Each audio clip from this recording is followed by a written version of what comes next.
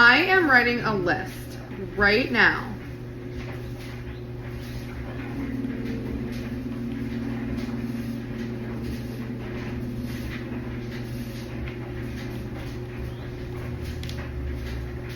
Things I need in a man.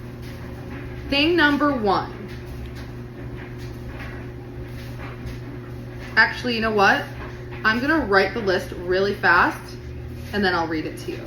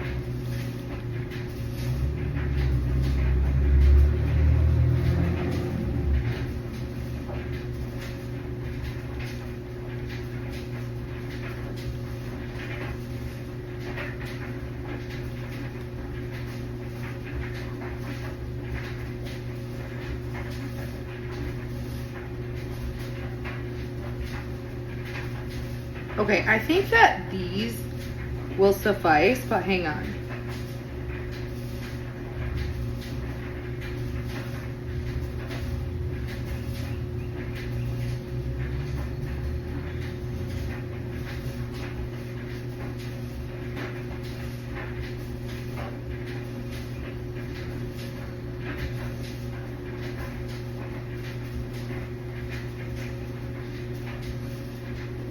Okay, that got really messy really fast.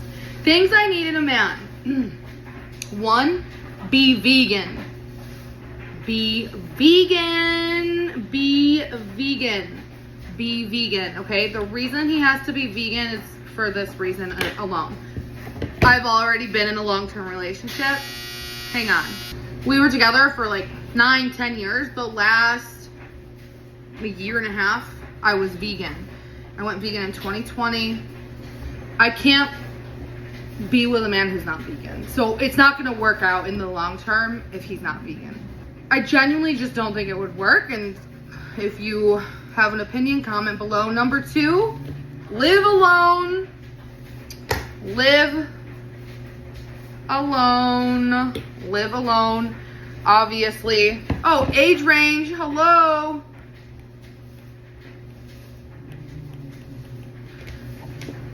Can you read that? Be age 34 and up. So I'm 34. I would prefer to date someone my age or older. And if you're 34 and older, you should be living alone. No roommates. Not living with family. Not living with an ex. Next. That's just a given. I think anyone would like stand by that statement. Also, well, number 10 ties into number 2. We'll get back to number 2 when we get to number 10. Next. Don't have children, preferably. And if you do have children, don't have small children.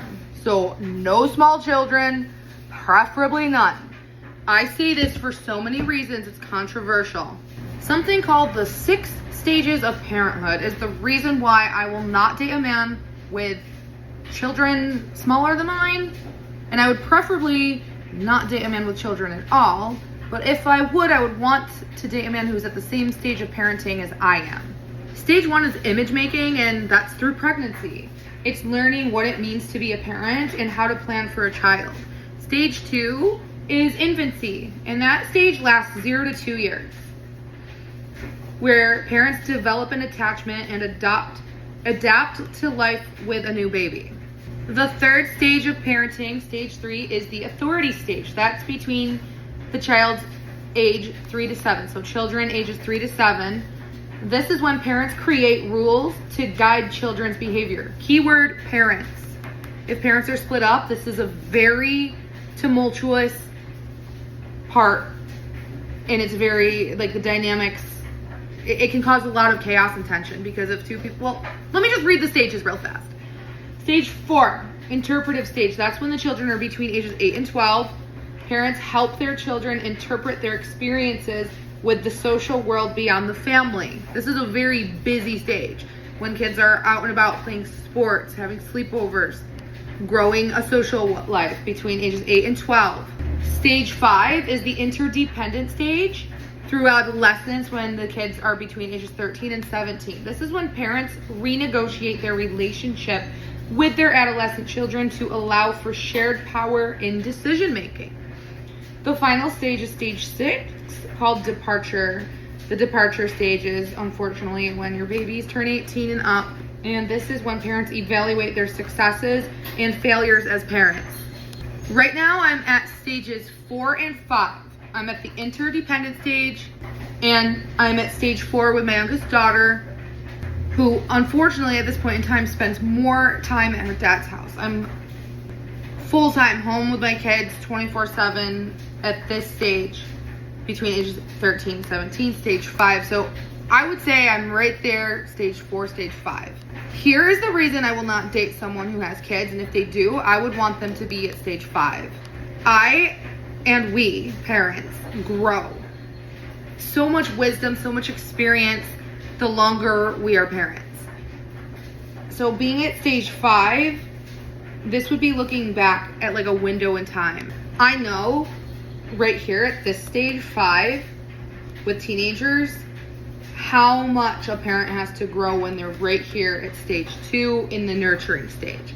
I know how difficult it's going to be for them to co-parent when they're at the authority stage, especially if I'm dating a man who's divorced and has a different parenting philosophy than his ex.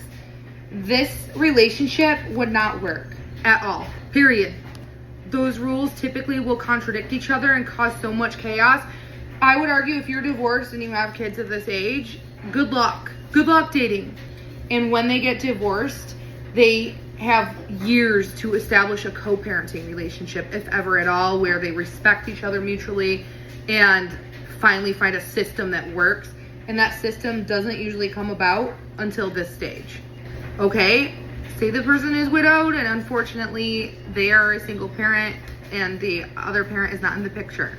They just don't understand. Two parenting stages don't speak the same language.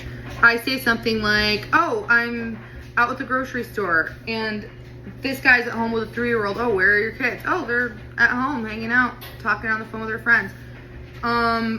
Is that safe? Like we would be speaking two different languages because as time evolves, parents develop wisdom and their life changes because they aren't here yet. Establishing rules, boundaries. I don't want to go back and do that all over again. God forbid they're back here and they're changing diapers and they're sleep deprived and they don't have a sleep schedule yet. I already went through all that. I don't want to go through that again. I'm sorry, you're not worth it. I'm not changing someone else's baby's diaper. I'm not potty training another person's kid. Take it or leave it. Personally, I would prefer if you don't even have pets. I've got my own stuff going on. But I want to dig really deep into stages 1, 2, and 3. If you have a pregnant girlfriend, I'm not interested at all. Because, no. Stage 2, if you have a 3-year-old. No. You are in the infancy stage. You don't have time for a relationship. You are freshly on the market, single. You are co-parenting with a newborn? I understand you're going to want a female in your life if you're a man and you're single with a 2-year-old. But maybe that female should be your ex. Maybe your sister, your mother, or a nanny. I'm going to leave it right there. Actually, I'm not going to leave it right there. Women are typically struggling with postpartum depression still at this time. And I would never want to be a stranger around someone else's infant. That's just cruel. That's cruel. No woman, no girl's girl would do that to another woman. But this stage, stage 3, emphasizing the authority stage. Like, for example, you would never want your kid to open the fridge when they're 3 years old. You know what I mean? Like, I know some people who don't want their 3-year-old opening the refrigerator. They put a gate in their kitchen. This is the phase where You have gates everywhere. You have locks or whatever. Your house is baby-proofed. I'm not trying to baby-proof my house. But this is especially when you have rules, like a really set bedtime rule. You're trying to establish that.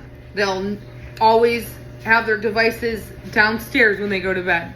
You are like, oh, screen time is limited to 45 minutes. Oh, my child will never play video games. And we would be speaking different languages because I'm past that stage. I'm not cooking every night. That's another thing. You think that you and your kids are always gonna cook, you're gonna cook dinner with them. We're all gonna sit down and eat the same meal forever. Kids would eat everything until they become teenagers, and now we're making 3 different dinners a night. And your naive authority stage would get on my nerves, frankly, because I'd be over here in a house that's not baby-proofed with teenagers who don't have a gated up kitchen. You know what I'm saying? They can eat and pour their drink. They can cook too if they want. They can hang out in their room and keep their devices in their room. They're at that age. And so this is why I would never go backwards and regress. I would never regress down the stages of parenthood. It would just be too frustrating. And I can delve deeper and make a very long video about this. Ideally, no kids. Let's get back to the rest of my list. I don't want to date a man who's ever been divorced. No divorce. Because I can say that. Because I am a grown woman with free will.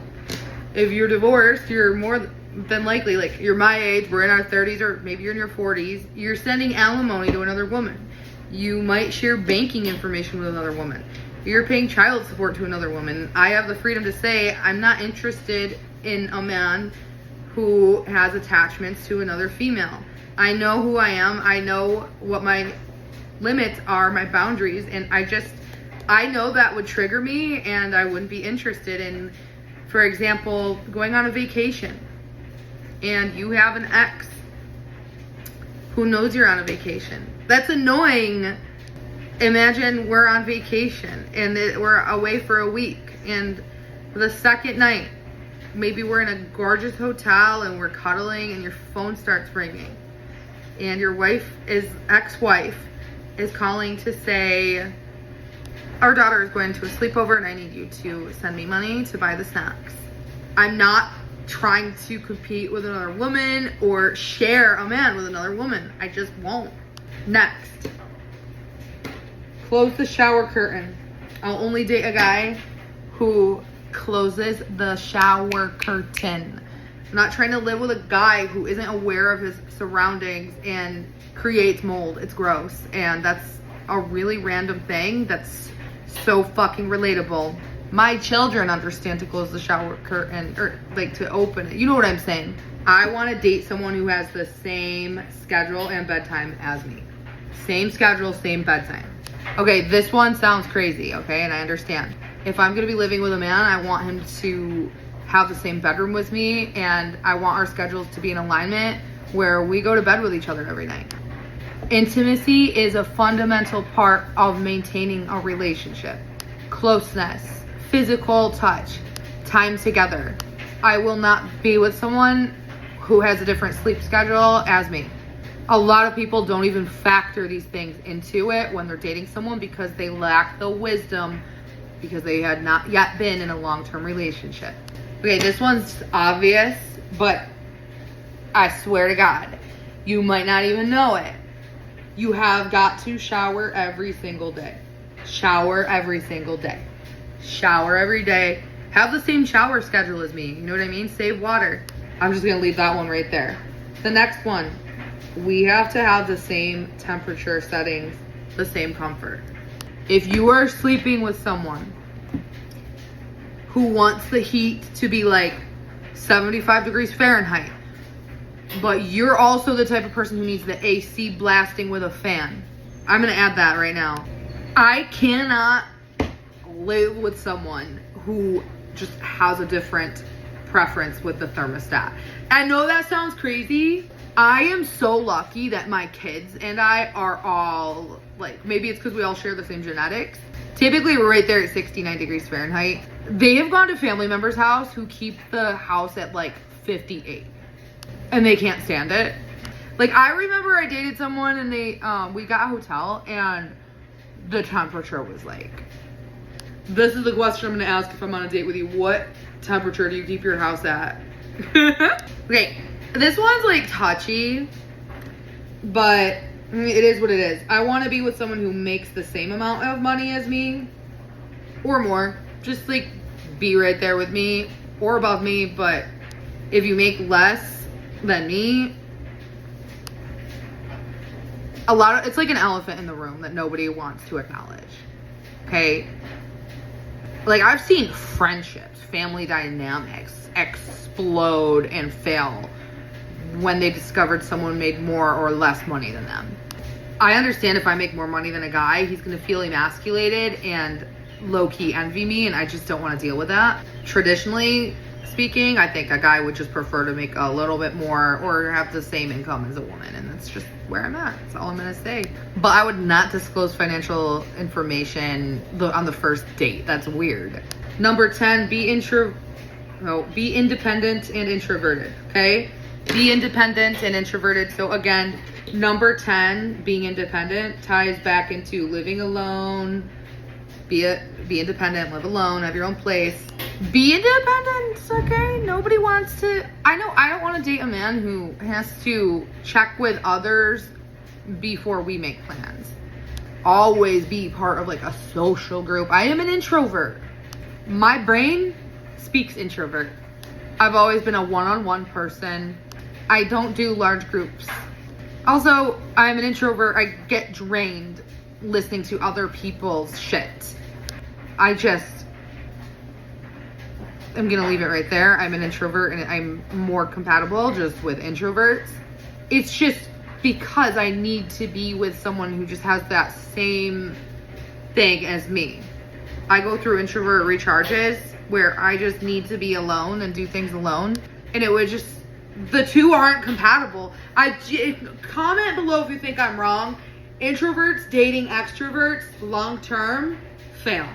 And then the final one I added, no TV screens or sounds when you sleep. I cannot sleep with the TV on. I can't sleep with music playing or radio. Maybe a fan, but that's weird because I would assume you have central air.